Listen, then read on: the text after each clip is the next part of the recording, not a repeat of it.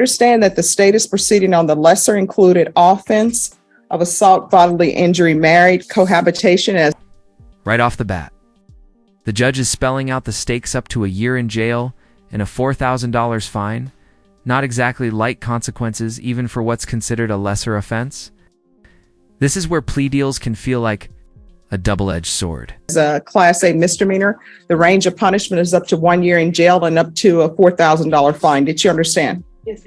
If you have a plea bargaining agreement with the state, the court doesn't have to follow your plea. If for any reason the court does not follow your plea and gives you more than you bargained for, the fact that you entered a plea will not be used against you and you will be allowed to withdraw your plea. Did you understand?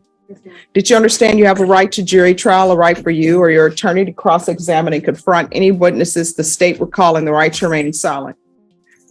I did not understand that one. Notice this moment, he doesn't understand his right to a jury trial. That's a huge deal. Courts require defendants to clearly understand their rights, otherwise the entire plea could be challenged. Later, confusion here can derail everything. All right, you don't understand you have a right to jury trial? I heard it, but I didn't hear it. All right, so do you need to speak to your attorney? No, can you please repeat the question? Do you understand you have a right to a jury trial? Yes, I don't Understand with an affirmative finding of family violence, you're not allowed to own or possess any weapons or ammunition? That's forever? You're not allowed to own or possess any weapons or ammunition. Do you understand that? I mean, yeah, but I can never. This is a bombshell. An affirmative finding of family violence means forever losing your right to own or even possess a firearm. Not 5 years, not 10 forever. And you can hear the shock in the defendant's voice. For protection?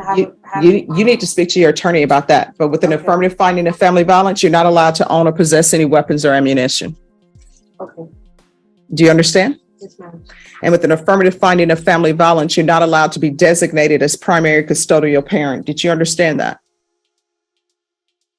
This is the first time I heard of that. All right, so I'll let you all step back. And here's the twist most people don't see coming. Family violence pleas affect civil rights too. Custody battles, parental rights all instantly harder with this finding on your record. It's not just criminal time, it's lifelong fallout. What does that mean? I'll let you speak to your attorney about that. I'm not allowed to have children?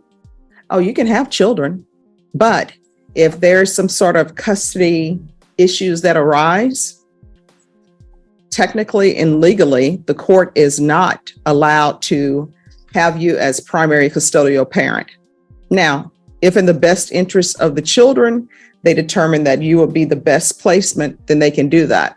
But if there were any type of custody issues and there's a person who appears to be a good parent and they don't have an affirmative finding of family violence, then they're supposed to be designated as primary custodial parent. I'll let you speak to your attorney about it. So I'll have you all step back and you can talk to your attorney. And counsel, if you could talk to her also about the possession of weapons or ammunition. All right, thank you. We were on the plea. So did you understand with an affirmative finding of family violence, you're not allowed to own or possess any weapons or ammunition? Yes. Did you understand with an affirmative finding of family violence, you're not allowed to be designated as primary custodial parent? Yes. Did you understand that to be the entirety of the plea bargain agreement?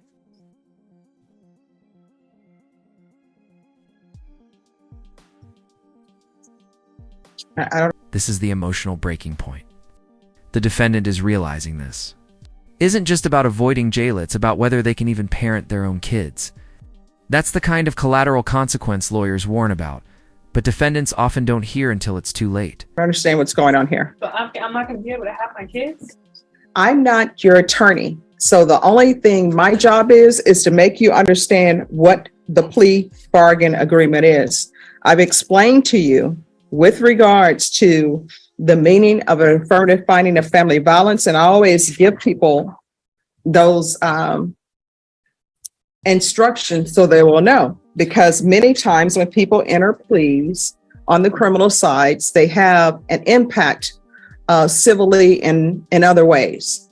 So with all of these family violence cases, when there's an affirmative finding of family violence, there are certain collateral consequences. One of those is you can't have a weapon. You can't possess ammunition. That's how it is in Texas. I can't tell you how it is in other states. But you can't have weapons, you can't have ammunition, and you can't be designated as primary custodial parent. So legally, you can't be designated as primary custodial parent. Those are the consequences of entering a plea, and those are the consequences of having an affirmative finding of family violence.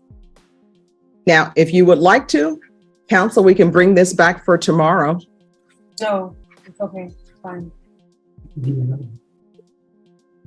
All right, this is what I'm gonna do. I'm gonna have you all take a seat just to No, talk ma'am, it out I more. do understand it, but it's just it's a horrible thing for like to have this horrible. So I understand it, but I mean, all the cases here are horrible. They're felony cases. I thought it was getting reduced. It's still getting reduced, but it's still, all these cases have consequences. Whether it's being reduced to a misdemeanor or not, there are consequences that flow from felony cases and consequences that flow from criminal charges. So what I'm going to do is I'm going to have you sit with your attorney, because I want you to, if you're planning on entering a plea in this case, I want you to enter it with a clear conscience and a clear understanding. So it appears to me, and I may be wrong, I'm making assumptions here, that you didn't know the consequences civilly of entering a plea in this case. And the fact that you're talking to me about, am I ever going to be able to possess weapons? Am I ever going to have my children? That's something that you need to discuss with your attorney, and it needs to be in a setting. I don't want to say without passion or objectively, because I know these are all personal matters, but it needs to be something that's thought about with clear head and something to think about. All right. So I'm going to have you all step back. And if your attorney feels like it's best that this be taken up tomorrow, we'll take it up tomorrow. I'm here all week. All right. So just step back and discuss it with your I attorney. understand it. There's nothing I could do. All right. Just step back and talk to your attorney. So Ms. Brown, I've gone over the plea bargaining agreement with you. Did you understand that to be the plea? Yes, ma'am. And do you understand the consequences of entering a plea with an affirmative finding of family violence? Yes. And knowing that? All right. After reviewing states exhibits 1 and attachments, the court will find there's sufficient evidence to find you guilty. The court will defer finding of guilt as you apply for deferred adjudication. Are we proceeding with sentencing? Yes, Your Honor. Anything you wish to say on behalf of your client?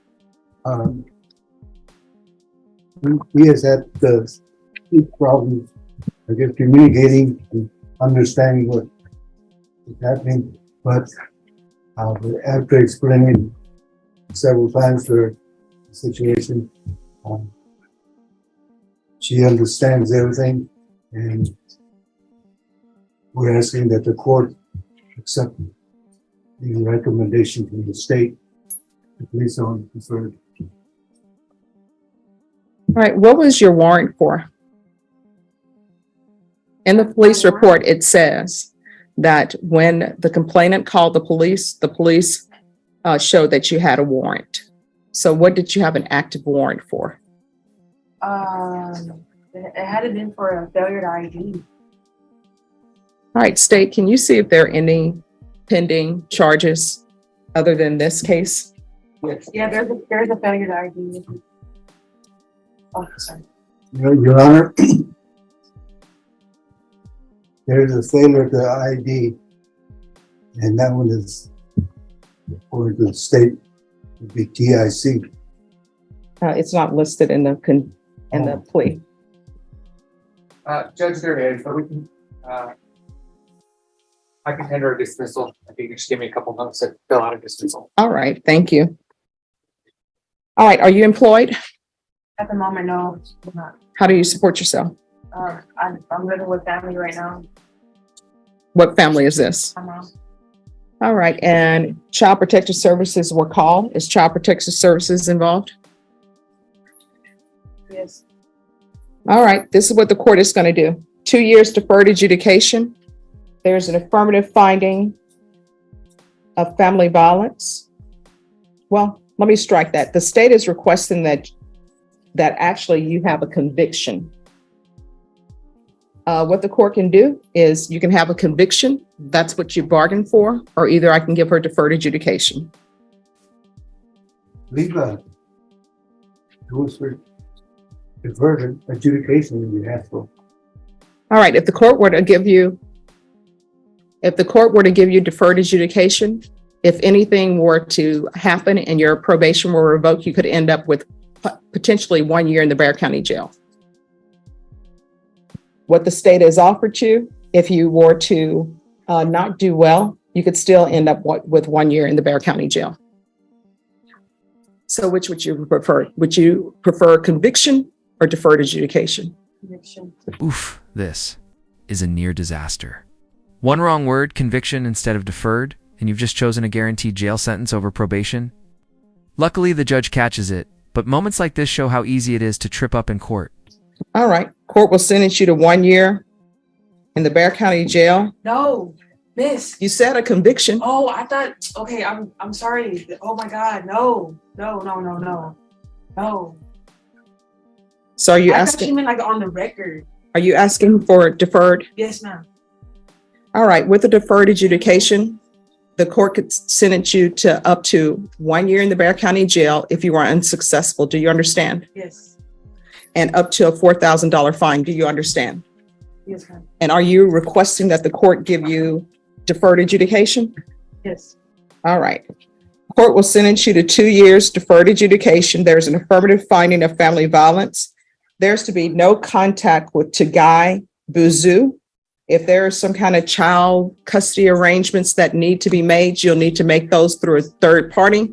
If you wish to have contact with him, he'll have to come in to court, and I'd have to hear some evidence with regards to that. There's to be 100 hours of community service